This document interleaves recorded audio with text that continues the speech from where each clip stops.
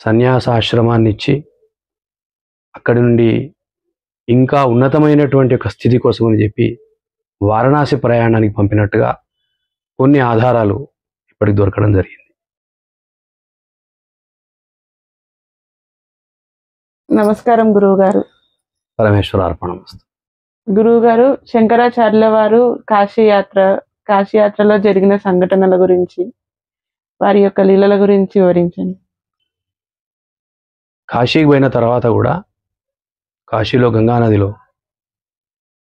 ఈయన వెళ్ళిన కొత్తలో మొట్టమొదటిగా శిష్యునిగా మారినటువంటి వారు సనందుడు. అమితమైనటువంటి ప్రేమ ఉండేదట. అంటే నాకు అనిపిస్తుంది, సరే వేదాంతము, ఆధ్యాత్మికత, మహనీయులు, శంకరుని యొక్క అవతారము, సాక్షాత్తు శంకరుడు ఇదొకత అయితే, మీరు ఒక్కసారి ఆదిశంకరుల జీవన గమనాన్ని మొత్తం గమనించినట్టయితే, తల్లి అంటే ప్రేమ, తన ప్రాంతం పైన ప్రేమ, గురువుపైన అభిమానం, శిష్యులపైన మమకారం, అంటే ప్రేమపూర్వకమైనటువంటి యొక్క మానసిక స్థితిని సర్వత్రా విస్తరింపజేసినటువంటి యొక్క మహనీయులు ఆదిశంకరుడు. దానికి ఇప్పుడు నేను చెప్పబోయే దృష్టాంతం చాలా దగ్గరగా ఉంటుంది. ఈ సనందుడు అనేటువంటి శిష్యుడు అంటే ఎందుకో అమితమైనటువంటి ప్రేమ ఆదిశంకరునికి. మిగిలిన వాళ్ళందరూ అనుకునేవాళ్ళట, మేమందరం కూడా సేవ చేస్తున్నాం కదా ఆదిశంకరులకి. ఇటువంటి అవతారాలు కొన్ని ఊరికేనే ఏర్పడవు. శ్రీ శ్రీ శ్రీ మదనానంద సరస్వతి స్వామి వారు కొన్ని వేల మంది శిష్యులను కలిగి ఉన్నప్పటికీ ప్రతి శిష్యుడు అనుకునేది ఏమని, నేను స్వామివారికి చాలా దగ్గర అందరికంటే. నాకెందుకు ఆ రెండింటిని పోల్చాలనిపించింది. ఈ సనందుడు మా అందరికంటే ఎందుకు దగ్గర ఉంటున్నాడు అని అందరు అనుకునేంతగా ప్రేమ పడ్డట్టుగా ఉండేది సంబంధం ఆదిశంకరులకు సనందునికి. అడిగినారట, మీ అందరం కూడా అలాగే కదా అని అంటే, గంగా నది ఆవలి ఒడ్డుకున్నటువంటి ఒక సనందుణ్ణి ఈ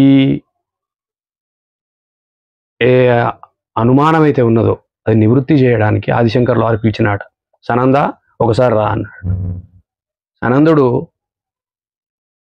అలాగే లేచి మధ్యలో గంగానది ఉన్నదన్న విషయం కూడా మర్చిపోయి తాదాత్మ్యం చెంది గురువు గారు పిలుస్తున్నారన్నటువంటి ఒకే ఒక లక్ష్యంతో, ఆ మాట మీద ఉన్నటువంటి గురుత్వంతో గంగానది నడుచుకుంటూ వచ్చినాడు.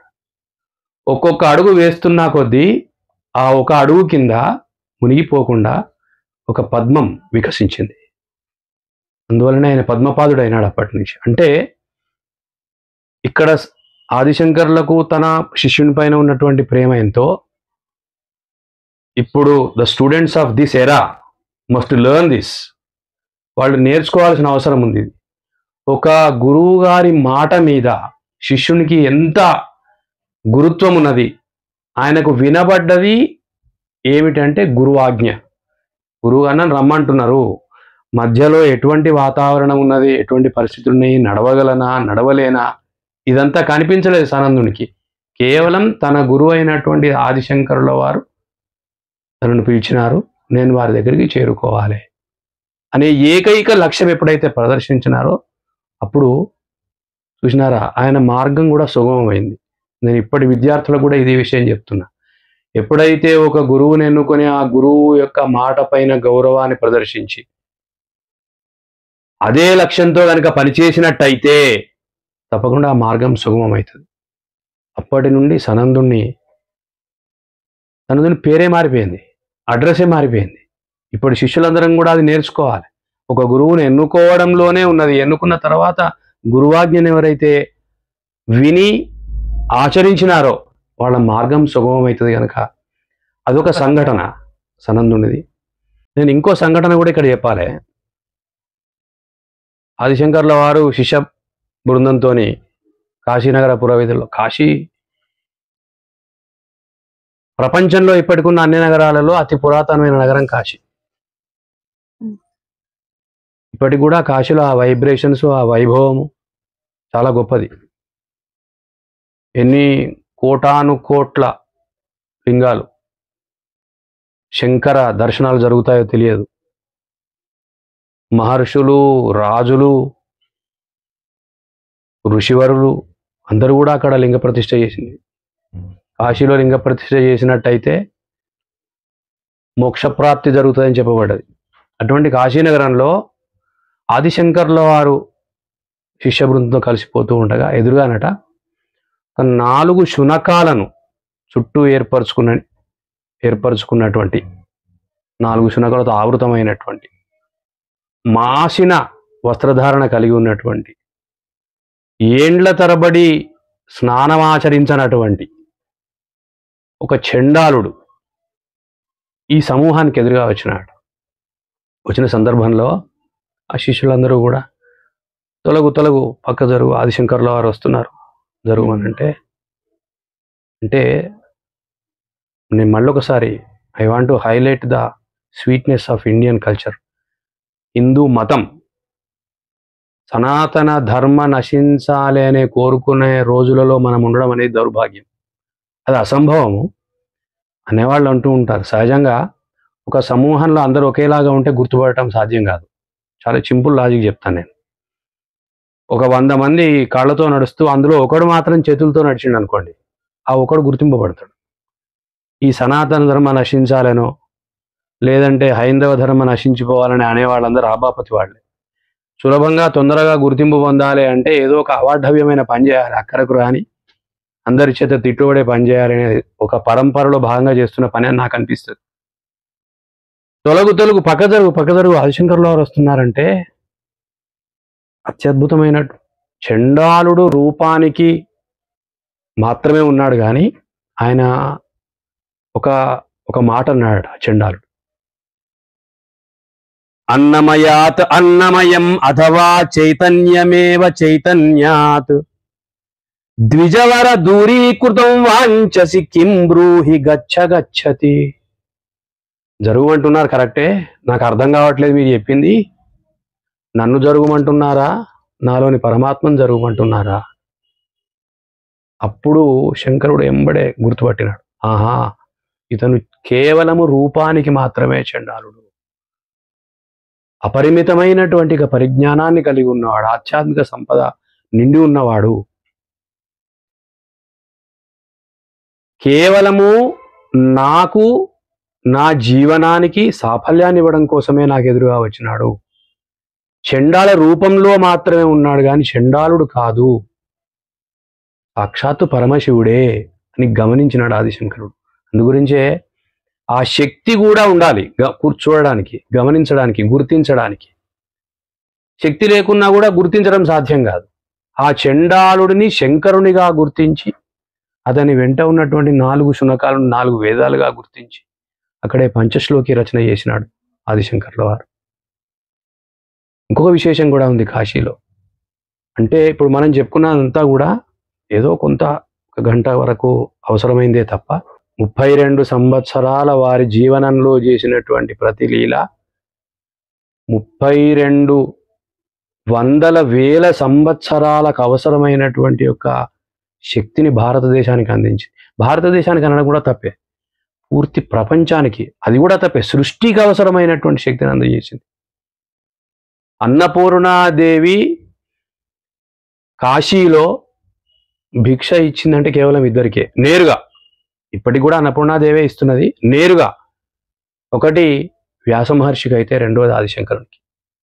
అటువంటి ఆదిశంకరుల వారు కాశీలో పురవీధులలో తిరుగుతూ అనేక గోష్ఠులలో పాల్గొని, ఒక విశేషం ఏంటంటే ఇంక అప్పటికి పూర్తిగా ప్రారంభం కాలేదు కానీ మీరు ఒకసారి గమనించండి వారి జీవన గమనము. వారు పుట్టింది కేరళ, అంటే ఇటు కిందికి దక్షిణ భారతదేశం. వారు క్రమంగా ఎక్కడికి పోతున్నారంటే దేవభూమికి పోతున్నారు. మీరు గమనించండి, కింది నుంచి వారి ప్రయాణం ప్రారంభమయ్యి మెల్లగా కాశీ దాకా పోయింది. సుమారుగా కాశీ అంటే ఉత్తరప్రదేశ్, మధ్య భారతానికి పోయింది. మధ్య భారతానికి పోయేటప్పటికి వారి వయసు 16 సంవత్సరాలు. 16 సంవత్సరాలలో వారు ఇంత గురు పరంపరను తయారు చేసుకొని, ఒకవైపు పాండిత్యాన్ని తయారు చేసుకుంటూ, ఒకవైపు మహనీయులను గుర్తించేటువంటి ఒక ఆధ్యాత్మిక శక్తి, అది అందరికీ సాధ్యం కాదు, మానవ మాత్రులకు అసలే సాధ్యం కాదు. అది కూడా తెలుసుకుంటూ వారి గమనాన్ని ఒక ఉన్నతమైనటువంటి ఉత్కృష్టమైనటువంటి ఒక లక్ష్య సాధనను లక్ష్య సాధన కోసం, లక్ష్య సాధనను సాధించాలనేటువంటి ఒక ఉన్నతమైన తపన కోసం వారి ప్రయాణం ఏదైతే ఉన్నదో ఆ ప్రయాణం 70 ఏండ్లు 80 ఏండ్లు 90 ఏండ్లు మందుల మీద బతుకుతున్నటువంటి ఒక మానవ జాతికి పెద్ద ఉత్ప్రేరకం. దాన్ని ఇప్పటి సమాజం గుర్తించి గమనించి, if suppose the population of today's atmosphere follows it, ఆచరిస్తే చాలు. వారేమో అన్ని కనుక్కొని గొప్ప గొప్ప విషయాలను సమాజానికి అందజేసినారు. దానికి పరిశోధన అవసరం, దానికి పాండిత్యం అవసరం, దానికి సాహిత్యం అవసరం. మనం కేవలం ఆచరణ చేస్తే చాలు. అది చేయకపోతే మాత్రం మానవ జన్మ యొక్క పూర్ణమైనటువంటి లక్ష్యాన్ని చేరుకోకుండానే ఈ జన్మను ముగిస్తామనడంలో ఎలాంటి సందేహం లేదు. ఈ చండాలుని సంఘటనలోనే మనీషా పంచకాన్ని రచించడం, సాక్షాత్తు అన్నపూర్ణమాత చేత అన్నం బ్రహ్మే దివ్యజానాత్, అన్నమే బ్రహ్మ అని తెలుసుకోవాలని శాస్త్రం చెప్పింది. అటువంటి అన్నాన్ని పొందిండు అంటే అన్నం బ్రహ్మే దివ్యజానాత్, అన్నమే బ్రహ్మస్వరూపము అని అమ్మవారు శంకరుని తెలియజేసింది. ఆ సందర్భంలోనే అన్నపూర్ణాష్టకం రాసి ఆదిశంకర్ల వారు అన్నపూర్ణే సదాపూర్ణే శంకర ప్రాణవల్లభే జ్ఞాన వైరాగ్య సిద్ధ్యర్థం భిక్షాందేహి చ పార్వతి అడుక్కున్నాడు శంకరుడు అమ్మవారిని, నాకు భిక్ష పెట్టు. భిక్ష అంటే అన్నమా? ఆయనకు అవసరమా? అన్నం కాదు. అందుకే అన్నం బ్రహ్మేతి వ్యజానాత్, అన్నమే బ్రహ్మ. ఆ బ్రహ్మ ఓం ఇది ఏకాక్షరం బ్రహ్మ. ఆ ఓం తెలుసుకోవడానికి, ఆ బ్రహ్మ పదార్థాన్ని తెలుసుకోవడం కోసం ఇప్పటిలాగానే, అందుకే ఉపనయనంలో కూడా మీరు చూడండి మాతృభిక్ష ఉంటుంది, పితృభిక్ష పెట్టరు ఎక్కడ. మాతృభిక్ష ఏం పెట్టాలంటే చక్కెర పెట్టడం, కొబ్బరి పెట్టడం, స్వీట్ పెట్టడం కాదు. మాతృభిక్ష ఏం పెడుతుందంటే బ్రహ్మ పదార్థాన్ని తెలియజేసేటువంటి జ్ఞానాన్ని తల్లి అందజేస్తుంది. అది తెలుసుకొని, ఆ విషయాన్ని తెలుసుకున్నటువంటి ఆదిశంకరులు అక్కడి నుంచి వాళ్ళ విజయ పరంపరను 16 ఏండ్ల యుక్త వయస్సు అప్పటికి సమాజం అంతా, ప్రత్యేకంగా హిందూ సమాజంలో ఆ సమయానికి మతపరమైనటువంటి అనేక వ్యవస్థలతో అవస్థలతో బాధపడుతున్నటువంటి హిందూ సమాజాన్ని ఏకమార్గంలోకి ప్రవేశపెట్టడానికి పరమాత్మ ఒక్కడే, రూపాలు మాత్రమే వేరు. మనకి వేదంలో కూడా ఈ విషయం చెప్పినారు. మనకు వేద ప్రమాణం కూడా ఉన్నది. శంకరుల వారు కాశీలో భిక్షాటనం చేస్తూ అన్నపూర్ణ అమ్మవారి నుంచి కేవలము అన్నం మాత్రమే తీసుకున్నాడనే అర్థాన్ని ఎందుకో నాకు అంగీకరించాలనిపించదు. ఆ అన్నాన్ని బ్రహ్మ పదార్థంగా స్వీకరించి తర్వాత తనకు అవసరమైనటువంటి ఆధ్యాత్మికమైన పాండిత్య ప్రకర్ష అనుకోండి, ఆధ్యాత్మికత అనుకోండి, శక్తి అనుకోండి, పొందడానికి అవసరమైనటువంటి జ్ఞానాన్ని పార్వతీ అమ్మవారి నుంచి పొందడం, అన్నపూర్ణ అమ్మవారి నుంచి పొందడం జరిగింది. ఆ సమయంలో సమాజంలో అనేక అలజడులు, బౌద్ధ మతం విస్తారంగా పెరుగుతున్నటువంటి రోజులు, దేవతార్చన కంటే కూడా నిరాకారోపాసన ఎక్కువ ప్రాధాన్యతను పొందే ప్రయత్నాలు జరుగుతున్నటువంటి రోజులు. ఎవరి దేవుడు వారికి, కొంతమంది విష్ణువని, కొంతమంది శంకరుడని, కొంతమంది అమ్మవారని, కొంతమంది ఇంకోళ్ళని విభజన చెందుతున్నటువంటి రోజులు. అటువంటి సందర్భంలో ఆదిశంకర్ల వారు తన విజయ పరంపర, శంకర విజయాన్ని ప్రారంభించినాడు. 16 ఏళ్ల యుక్త వయసులో ప్రారంభమైంది ఆయన యొక్క విజయ యాత్ర. వేదం కూడా చెప్పింది, శంకరుల వారు ఎన్ని చేసినా వేద ప్రమాణాన్ని మాత్రం మర్చిపోలేదు. నివార శూకవత్తన్వి పీతాభా ఆస్వత్యనూపమా తస్యా శిఖాయా మధ్యే పరమా ఆత్మా వ్యవస్థిత. ప్రతి ఆత్మలో పరమాత్మ ఉంటుందని. ఎంత ఉంటుందట అది అంటే, ఎండుగడ్డి చిట్ట చివర ఎంతనైతే సూక్ష్మంగా ఉంటుందో అంత పరమాత్మ ప్రతి దేహంలో దేవాలయం వల్ల కొలువై ఉంటుందని చెప్పడమే కాకుండా, సబ్రహ్మ సశివ సహరిసేంద్ర సోక్షర పరమ స్వరాట్, అదే బ్రహ్మ, అదే విష్ణువు, అదే శంకరుడు, అదంతా ఒకటే అని ఆదిశంకర్ల వారు ప్రచారం చేయడానికి నాంది పలికింది కాశీలో. అక్కడ నుంచి ఆ శంకరుని యొక్క విజయ విలాసం ఏదైతే ఉన్నదో అది ప్రారంభమైంది. గురువు గారు కాశీలో విజయయాత్ర ప్రారంభమైంది అని అన్నారు కదా, విజయయాత్ర గురించి పూర్తిగా వివరించండి. శంకర విజయం కాశీ నగరంలో ప్రారంభమైంది. కాశీలోనే ఎందుకయింది అంటే, కాశీ వరకు గురు పరంపర, గోవింద భగవత్పాదుల చేత ఆశ్రమ స్వీకారము, వేదాధ్యయనము. కానీ కాశీ నుండి ప్రయాగ, అక్కడి నుంచి మాహిష్మతి. నాకు అనిపిస్తుంది ఆదిశంకరుడు శంకరుడే కనుక, శంకరుడు ఆవాసం ఉండేది కాశీలో గనక, అక్కడ కూడా అన్నపూర్ణ అమ్మవారి చేత బ్రహ్మజ్ఞానాన్ని పొంది ఉన్నాడు కనుక, ఆ బ్రహ్మజ్ఞానాన్ని విస్తరింపజేసి అజ్ఞానమయమైనటువంటి యొక్క జీవనాలను జ్ఞానమయం చేయడం కోసం చెప్పి శంకర ప్రస్థానం కాశీ నుంచి ప్రారంభమైంది అనిపిస్తుంది. కాశీ నుంచి మొదటగా ప్రయాగకు బయలుదేరినారు. ప్రయాగలో కుమారీల భట్టు వారిని కలిసి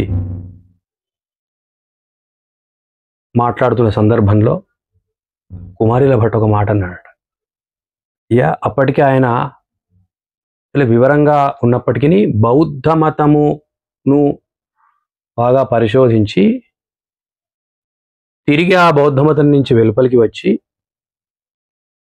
బౌద్ధ మతంలో ప్రవేశించడం వల్ల కలిగినటువంటి యొక్క ఏదైతే తను తప్పని అనుకున్నాడో ఆ భావన నుంచి విముక్తుడు అవడం కోసం అని చెప్పి ప్రాయశ్చిత్తం చేసుకునే ఆలోచనలో ఉన్నటువంటి కుమారీల భట్టును కలిసి తాను రచించినటువంటి కొన్ని పుస్తకాలకు వార్తికలు రాయవలసిందిగా, వివరాలు రాయవలసిందిగా ఆదిశంకర్ల వారు అడిగితే, అప్పుడు కుమారుల భట్ అన్నమాట, ఇది నాతోని జరిగే పని కాదు ఇప్పుడు నేను పరిస్థితుల్లో. నా శిష్యుడైనటువంటి యొక్క మండన మిశ్రుడు ఉన్నాడు, అతన్ని కనుక కలిసినట్టయితే నీకు సరైన సమాధానం దొరుకుతుందని చెప్పినాడు. ఆ విషయం తెలుసుకొని అక్కడి నుంచి ప్రతిష్టానపురానికి ప్రవేశించినాడు ఆదిశంకర్ల వారు. ప్రతిష్టానపురంలో ప్రభాకరాచార్యుడు అనేటువంటి ఉత్తమోత్తమైనటువంటి యొక్క పండితుని కుమారుడైనటువంటి యొక్క పృథివీధరుడు కొంత మందబుద్ధిగా ఆయనకు ఆ సమాజంలో అక్కడున్న పరిస్థితుల్లో పేరున్న సందర్భంలో అతనికి ఎదురుగా వెళ్ళి ఆదిశంకర్ల వారు పృథివీధరుని అడిగినాడట, నువ్వెవరు అని అంటే ఆ పృథివీధరుడు అన్నాడట, అప్పుడు మందబుద్ధిగా పరిగణింపబడిన వారికే ఇంత జ్ఞానం ఉంటే మరి అప్పుడు పాండిత్యం ఉన్నవాళ్ళు ఎట్టుండేవాళ్ళు మనం ఒకసారి ఊహించుకోవచ్చు. నాహం మనుష్యో నచరేవ యక్ష న బ్రాహ్మణో నైవ చ వైశ్య శూద్ర న బ్రహ్మచారి న గృహీ నవస్థో భిక్షుర్నదాహం నిజబోధ రూప. అంత ఉన్నతమైన సమాధానం ఇచ్చినాడు. నేను ఎవరిని గాను అని చెప్పినాడు.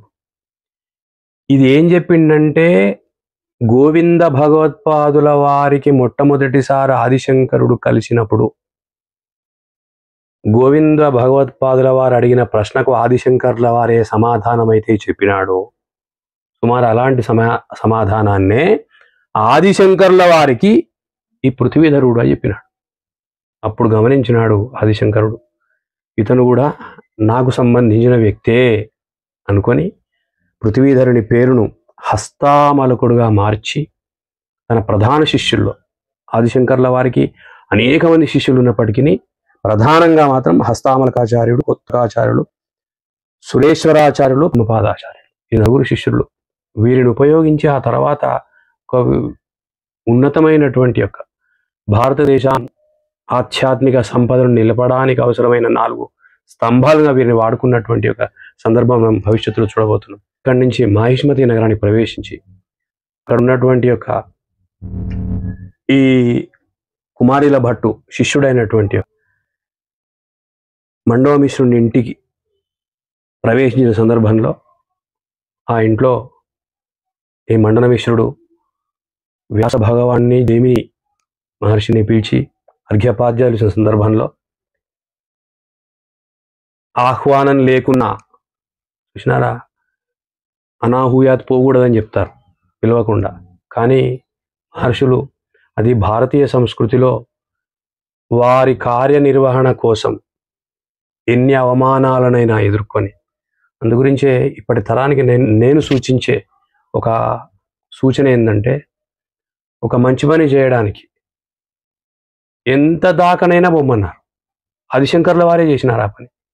మండన మిశ్రుని ఇంటికి ఆదిశంకర్ల వారికి ఆహ్వానం లేదు, అయినా ప్రవేశించినాడు, ధిక్కరించినా ప్రవేశించినాడు. ఎందుకు అంటే తను అనుకున్నటువంటి కార్యసిద్ధి జరగాలంటే ఆ సందర్భంలోకి ఆ పాత్ర ప్రవేశించవలసిందే. మండన మిశ్రుని భార్య పేరు ఉభయభారతి. వ్యాస మహర్షి అడ్డుకున్నాడు మండన మిశ్రుణ్ణి. సాక్షాత్ శంకరుడు ఆహ్వానించమన్నాడు, అర్ఘ్యపాద్యాలు ఇచ్చినాడు. వాదన పెట్టుకున్నాడు మండన మిశ్రునితో అనేక అంశాలలో. మరి దీనికి ఎవరు న్యాయ నిర్ణేత వీరిద్దరి వాదనకు అనంటే, మండన మిశ్రుడి భార్య అయినటువంటి ఉభయభారతి సాక్షాత్ సరస్వతి అమ్మవారే. ఆమెను న్యాయ నిర్ణేతగా పెట్టి వ్యాసుడు జైమిని మహర్షి ఒకవైపు కూర్చోగా, ఆదిశంకర్ల వారు మండన మిశ్రుడితో కూడా వాద ప్రతివాదాలతో ఎన్ని అంశాలలో, అన్ని అంశాలలో వాద ప్రతివాదన చేసినారు. ఎట్లా గుర్తించాలి ఓడిన వారిని గెలిచిన వారిని అని అంటే, ఉభయభారతి సాక్షాత్ సరస్వతి అమ్మవారు అన్నదట, ఇద్దరి మెడలో నేను ఒక మాల వేస్తాను, ఎవరి మెడలోని మాల మొదటగా వాడిపోతుందో వారు ఓడినట్టు. రోజుల పాటు జరిగింది వాదన. ఒకప్పుడే కాదు, సహజంగా వాద ప్రతివాదన సమౌజ్జీల మధ్యనే ఉంటుంది. ఆదిశంకర్లు ఎన్నుకున్నది కూడా వ్యాస మహర్షి ఉన్నా కూడా వ్యాస మహర్షిని ఎన్నుకోకుండా మండన మిశ్రుడిని ఎందుకు అనుకున్నాడంటే, సమౌజ్జి అతని చేత ఒక కార్యము భవిష్యత్తులో నిర్వహింపబడవలసి ఉన్నది. అందుకు సమాయత్తపరిచే లక్ష్యంతో మండన మిశ్రుని వాద ప్రతివాదకు ఏర్పాటు చేసి 8 రోజుల పాటు వాద ప్రతివాదనలు చేస్తే, 8వ రోజు ఆ మండన మిశ్రుని మెడలో ఉన్నటువంటి మాల వాడిపోయిందట. వాడిపోతే ఉభయభారతి, అప్పుడు అంత అనుబంధం ఉండే, only Indian culture is having this type of connection between wife and husband. ఇంగ్లీష్లో ఎందుకు చెప్తున్నా అంటే ఇప్పుడు పిల్లలకు అర్థం కావాలి. భార్యాభర్తల మధ్య ఎంత అనురాగం ఉండే అంటే, మండన మిశ్రుడు ఓడిపోతే ఉభయభారతి కూడా ఓడిపోయినట్టే. అర్ధాంగి అంటారు.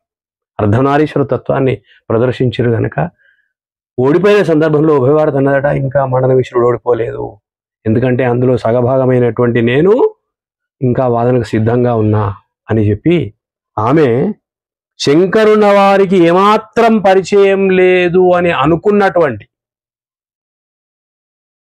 కామరూప విద్యలో ప్రశ్నలు సంధించడం ప్రారంభించింది. అప్పుడు శంకర్ల వారు కొద్దిగా వెనుకదగినాడు, ఎందుకంటే నాకు పరిచయం లేని విషయం అది, కామరూప విద్య. ఆ తర్వాత కొంత సమయం తీసుకొని ఒక రాజు యొక్క దేహంలోకి ప్రవేశించి పరకాయ ప్రవేశం చేసి కామరూప విద్యను అభ్యసించి ఆ సమాచారాన్ని తెలుసుకొని తిరిగి ఉభయభారతితో వాదించి అందులోనూ గెలిచి తన పాండిత్య ప్రకర్షను ప్రపంచానికి ప్రకటన చేసినటువంటి గొప్ప వ్యక్తి, పండితుడు, అన్ని తెలిసినవాడు ఆదిశంకర్ల వారు. అక్కడి నుంచి అభ్యాసం పూర్తయింది, తెలుసుకోవడం పూర్తయింది. ప్రతి మనిషి జీవితంలో ఇది కావాలి చనిపోయేదాకా. అందుకే భజ గోవిందం భజ గోవిందం గోవిందం భజ మూఢమతే సంప్రాప్తే సన్నిహితే కాలే నహి నహి రక్షతి డుకృంకరణే. ఇంత చదువుకున్న శంకర్ల వారు భజ గోవిందం స్తోత్రం రాసినాడు. ఏమన్నాడు? భజ గోవిందం, గోవిందుణ్ణి భజించుండి అన్నాడు. ఈయన వాకిట్లో నడుచుకుంటూ పోతూ ఉంటే ఒక అరుగు మీద కూర్చున్నటువంటి ఒక వృద్ధుడు, 80 ఏండ్లు 90 ఏండ్లు వయోవృద్ధుడు, జ్ఞానవృద్ధుడు, వ్యాకరణ సూత్రాలను వాళ్ళే వేస్తున్నాడు. డుక్రుణ్కరణే అని వ్యాకరణ సూత్రం. శంకరునికి హాస్యం వచ్చింది, నవ్వు వచ్చిందట. అప్పుడు చెప్పినాడు ఇది భజగోవింద స్తోత్రం. ఒకటని ఎన్ని చెప్పడానికి లేదు. ఆదిశంకరుని యొక్క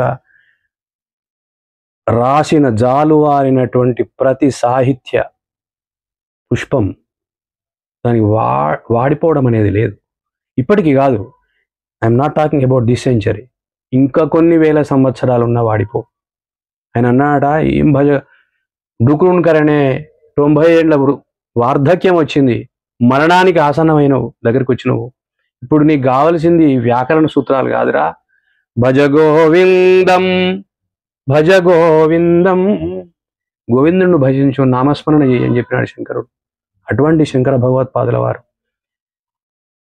16 సంవత్సరాల పాటు, సుమారు సగం వయసు అతనికి, అసలు జన్మతః వచ్చింది 8 సంవత్సరాలే, బోనస్ మిగిలిందంతా. అంటే ధర్మకార్య నిర్వహణ కోసం ఎవరైతే అర్హం పనిచేయాలని అనుకుంటారో, శ్రమిస్తారో, వాళ్లకు భగవంతుడు అన్నీ అందజేస్తాడు. ఏమేం కావాలో అవన్నీ ఆ సమయానికి ఇస్తాడు.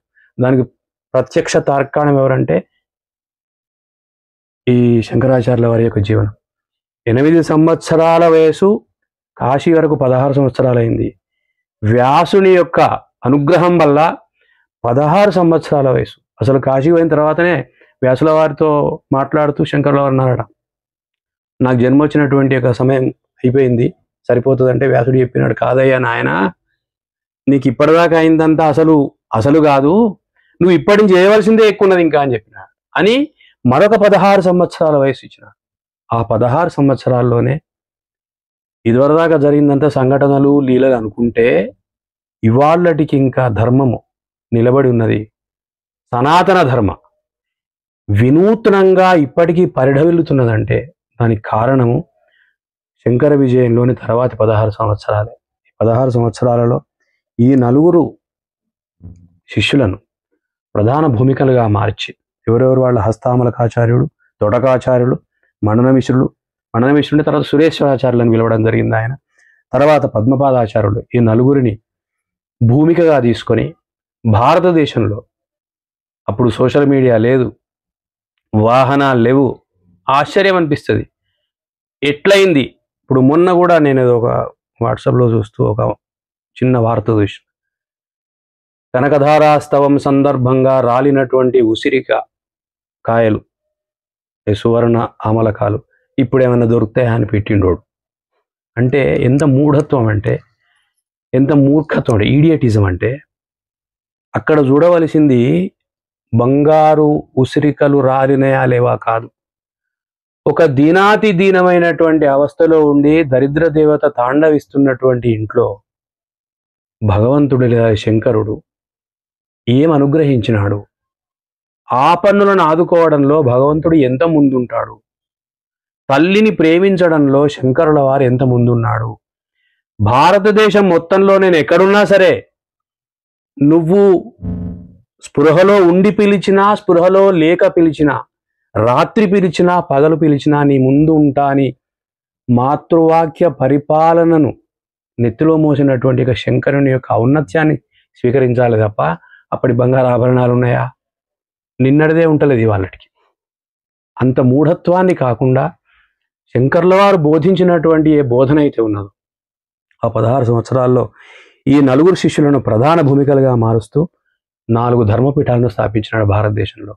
వాటిని కూడా అక్కడోటి కాకుండా మీరు గమనించండి, భారతదేశంలో ఆయన స్థాపించినటువంటి ఒక పీఠం ఇప్పటి పాకిస్తాన్లో ఉన్నట్టుగా కూడా చరిత్రలో ఉన్నది. అది వాస్తవాలు పక్కకు పెడితే 4 పీఠాలను, దక్షిణ భారతదేశంలో ఒకటి, తూర్పు భాగంలో ఒకటి, పశ్చిమంలో ఒకటి, ఉత్తర భారతదేశంలో ఒకటి, 4 పీఠాలను స్థాపించి ఆ 4 పీఠాలకు సంబంధించి కూడా ఏదో ఊరికేనే కాకుండా, అంటే ఆ కాలంలో ఆ ప్లానింగ్, అంటే ధర్మ ప్రచారానికి వారు చేసినటువంటి ప్లానింగ్ చూడండి.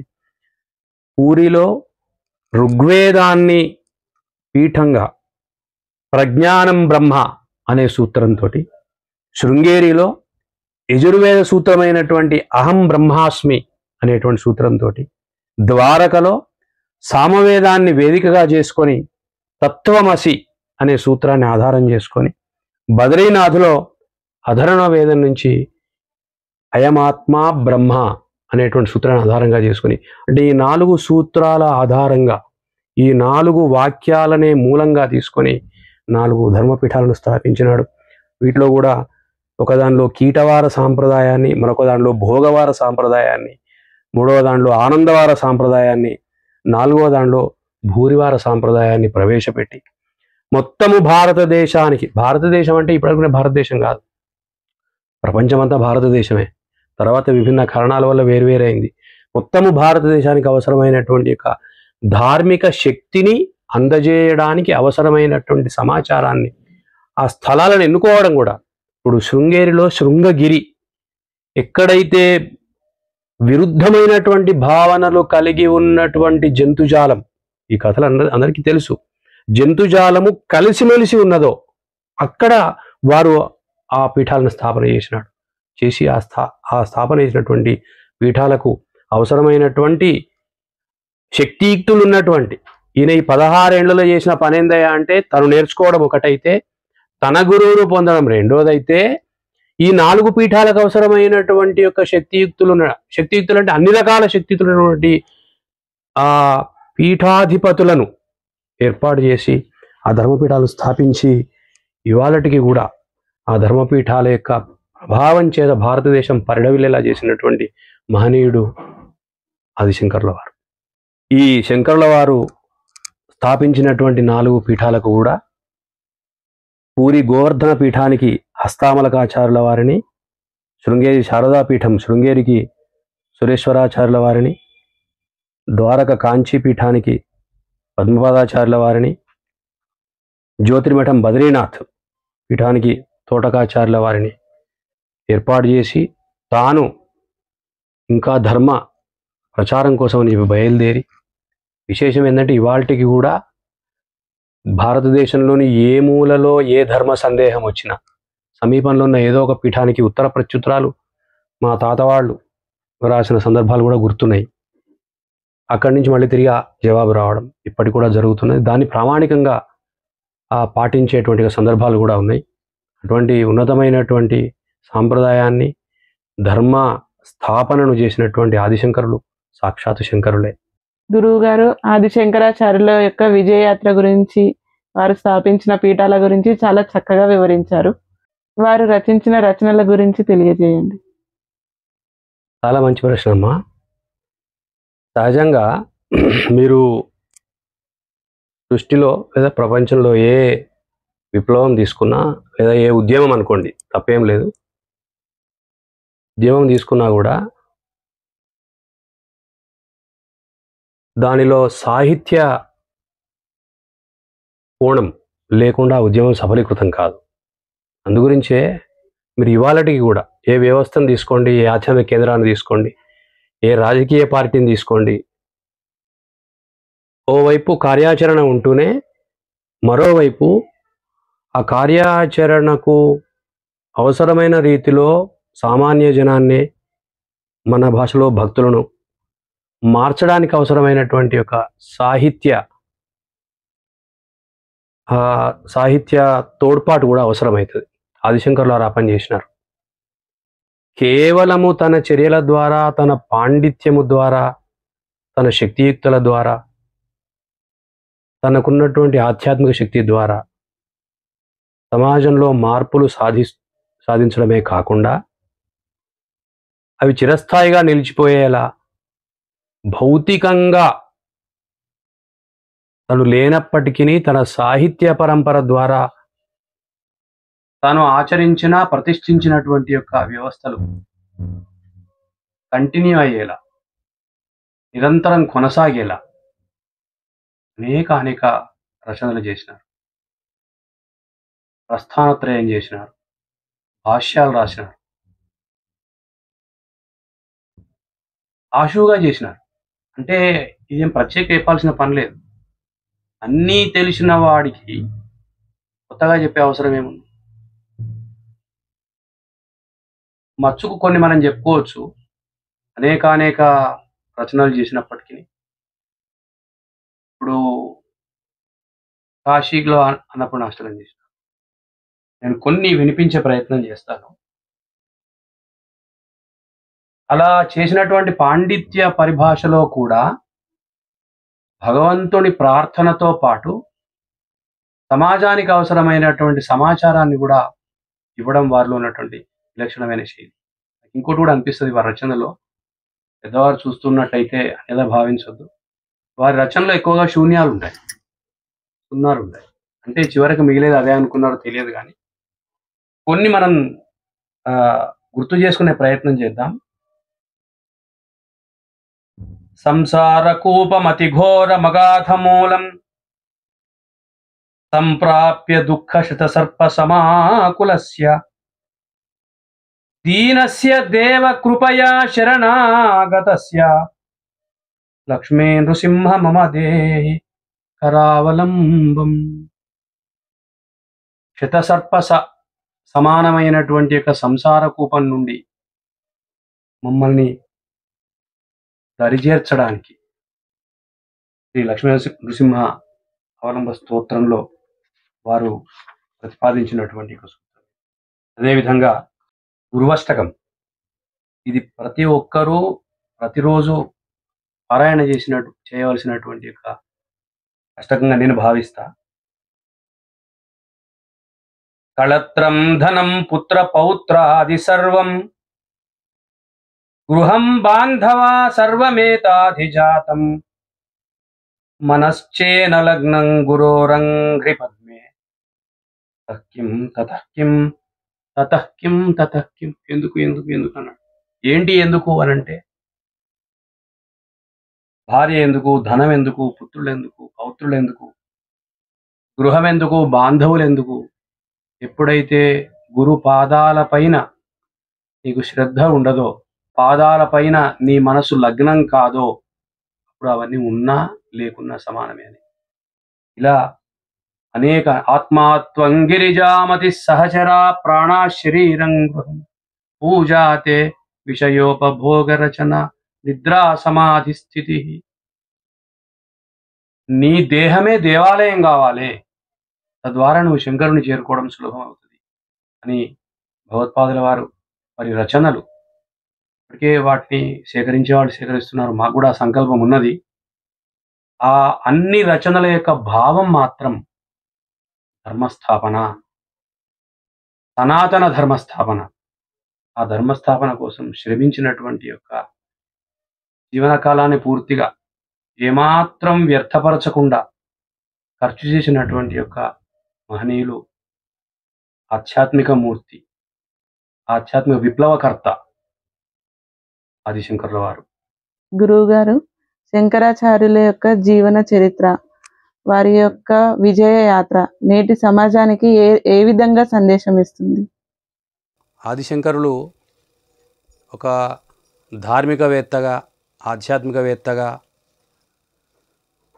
ధర్మ సంస్థాపన చేసిన మహనీయునిగా, పండితునిగా, అనేక రచనలు చేసిన కవిగా, ఎంతోమందిని ఓడించిన ఒక విశేషమైనటువంటి జ్ఞానాన్ని కలిగి ఉన్న వ్యక్తిగా,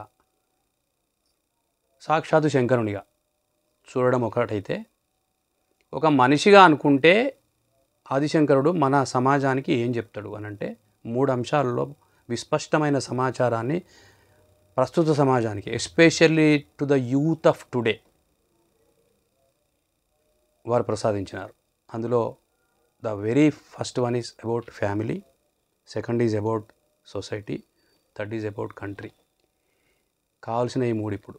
మొదటిది కుటుంబం గురించి, రెండోది సమాజం గురించి, తర్వాత దేశం గురించి. సోషల్ మీడియా లేదు, వాట్సాప్లు లేవు, మైకులు లేవు, టీవీలు లేవు. అయినా కూడా ఎక్కడి 780, ఎక్కడి 2025, ఇంత గ్యాప్ తర్వాత కూడా వారు రచించినటువంటి రచనలు ఇంకా నిలిచున్నాయంటే కేవలం రచన యొక్క సౌగంధమే కాదది. వారు చేసే పనిలో వాళ్ళు మొదలు ఏం చేసినారంటే అభ్యాసం చేసినారు. I recommend to all the youth of today to make anything first have the knowledge of it. మీరేమైనా చేద్దామనుకుంటే దానికి సంబంధించినటువంటి జ్ఞానాన్ని కలిగి ఉండండి ఫస్ట్. ఈయన చేసినది అదే, జ్ఞాన సముపార్జన చేసినాడు. తల్లి దగ్గర నుంచి మొదలుకుంటే అన్నపూర్ణమ్మ వారి దాకా, తన తల్లి నుంచి, తన మాత నుంచి జగదేక మాత వరకు అక్షర సముపార్జన చేసినాడు. అక్షర సముపార్జన అంటే, అక్షరం అంటే ఏంది అసలు అంటే, క్షరము కానిది అక్షరం, క్షరము కానిది క్షీణించినది భగవత్తత్వం. భగవత్తత్వాన్ని ఔపోసన పట్టి పాండిత్యాన్ని పొందినాడు మొదలు. ఇది ఒకటి. రెండవది, పొందినటువంటి పాండిత్యాన్ని తను మాత్రమే ఉంచుకోకుండా భజ గోవిందం, గోవిందుని భజించినాడు. ఎక్కడి కాలటి నుంచి ఎక్కడి కాశ్మీర్ అంతగా ప్రయాణించినాడు. మొత్తం భారతదేశం అంతా పాదయాత్ర చేసినాడు. ఎందు గురించి అనంటే, a sound mind in sound body. ఒక ఆరోగ్యకరమైనటువంటి శరీరంలోని ఆరోగ్యకరమైనటువంటి మేధస్సు నిబిడీకృతమవుతుంది కనుక మొత్తం భారతదేశం అంతా కూడా పాదయాత్ర చేసినాడు. ఏ ధర్మస్థాపన చేయాలనేటువంటి ఒక ఆలోచనను కలిగి ఉన్నాడో చిట్ట చివరి క్షణం వరకు కూడా అదే లక్ష్యం కోసం పనిచేసినాడు. ఈ విషయాలు ఎవరైతే ప్రస్తుత సమాజంలోని యువత తమ జీవితానికి అన్వయించుకుంటారో వారికి ఆదిశంకరుని యొక్క అనుగ్రహం ఉంటుంది. తాము అనుకున్నటువంటి పనిలో పూర్తి ఫలితాన్ని కూడా సాధించేటువంటి అవకాశం పుష్కలంగా ఉంటుంది. ఇక్కడ చేర్యాల పట్టణంలో కూడా, సిద్దిపేట జిల్లా చేర్యాల పట్టణంలో 5 సంవత్సరాల క్రితం ఆదిశంకర మందిర గురు సదనం ఏర్పాటు చేసినాం. మా దగ్గర వాళ్ళందరం కొంతమంది కలిసి దాన్ని నిర్వహణ చేస్తున్నాం. భగవద్దయ వల్ల ఆదిశంకర జయంతి సందర్భంగా మరొక్క మారు ఆదిశంకరుని యొక్క జీవన గమనాన్ని గుర్తు తెచ్చుకునేటువంటి ప్రయత్నానికి ప్రేరేపించినటువంటి ఈ ఛానల్ వారిని హృదయపూర్వకంగా అభినందిస్తూ, ఇటువంటి సత్కార్యాలు మరిన్ని చేసి కేవలం ఆధ్యాత్మిక మార్గమే కాకుండా ఆధ్యాత్మిక మార్గంలో ఉన్న మహనీయుల సేవలను ప్రస్తుత సమాజానికి ఎట్లా వినియోగించుకోవచ్చు అన్న విషయాన్ని కూడా విస్తరింపజేసేటువంటి ఆలోచన చేస్తారని ఆశిస్తూ, భగవద్ ఆశీర్వచనం వాళ్లకు సంపూర్ణంగా ఉండాలని కోరుకుంటూ స్వస్తి.